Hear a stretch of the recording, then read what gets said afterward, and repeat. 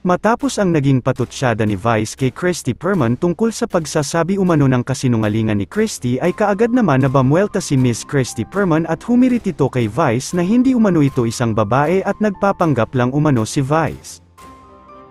Maging ang pag-ihi ni Vice ay may hirit din si Miss Christy at sinabi pang sa puno umano umiihi si Vice.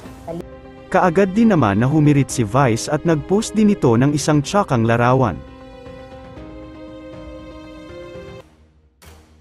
Samantala, maging si Miss Carla Estrada ay may buwelta din sa ibinalita ni Miss Christy Fermin tungkol kina Catherine at Daniel Padilla. Ayon kasi kay Miss Christy ay siguradong sigurado umano ito na hiwalay na sina Catherine at Daniel dahil sa mismong bibig umano ni Miss Carla ito lumabas. Ito po ay walang katotohanan. Kailanman ay hindi ko pang hihimasukan o pangungunahan ang personal na buhay ng mga anak ko. Kaagad din naman na nag-trending si Miss Christy Fermin dahil sa mga inilalabas nitong maling mga balita.